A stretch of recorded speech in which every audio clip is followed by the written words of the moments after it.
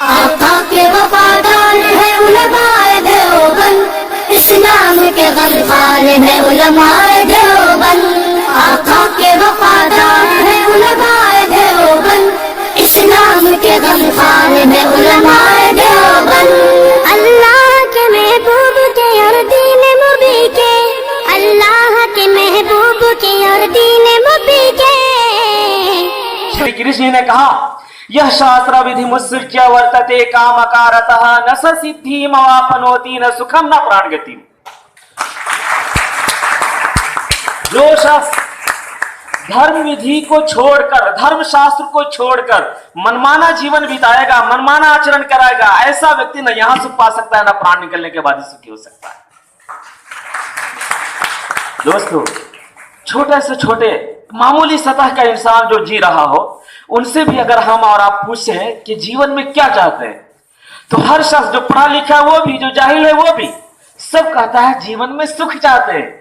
कोई नहीं कहता कि जीवन में दुख चाहते हैं। श्री कृष्ण जी ने कहा, यह शास्त्र विधि मुत्सृज्य वर्तते कामकारतः, जो धर्म शास्त्र को छोड़कर मनमाना जीवन बिताएगा, ऐसा व्यक्ति न यहां सुख पा सकता है, न प्राण निकलने के बाद ही सुखी हो सकता है। दोस्तों, लोगों ने उस समय भी सवाल पूछा था, ओ कृष्णा, हमें क्या करना चाहिए जिससे जीवन में शांति आ जाए। आज सही बात यह है कि जो एकदम गरीब से गरीब इंसान है, फकीर से फकीर इंसान है, जो करोड़पति है, अरबोपति है, हर शख्स अपने जीवन से लड़ रहा है।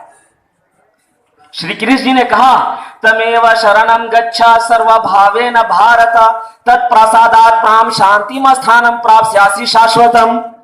कि तुम हर प्रकार से उसकी शरण में जा, उसकी शरण में जाने से हर प्रकार की शांति मिलेगी। दोस्तों, आज इस बात को हम लोगों ने साइड कर दिया सिर्फ मौलाना के लिए और पंडित के लिए, कि अल्लाह अल्लाह करना और ईश्वर और भगवान की बातें कहना सिर्फ मौलाना और पंडित लोगों का काम है। बाकी लोग तो, हम लोग यंग लाइफ में है, जवानी लाइफ में है, और बिजनेसमैन है, और डॉक्टर है, मास्टर है, प्रोफेसर है, हम लोगों के लिए उतना जरूरी नहीं है। याद रखिए मेरे भाइयों, इस दुनिया में हम में से कोई शख्स ऐसा नहीं है जो अपनी मर्जी से आया है, और ना कोई अपनी मर्जी से जाएगा। जिस मालिक ने अपनी मर्जी से जहां चाहा, जैसा चाहा बना करके भेजा है, वो जहां से चाहेगा, जिस पोजीशन में चाहेगा बुला लेगा, कोई रोक नहीं सकता।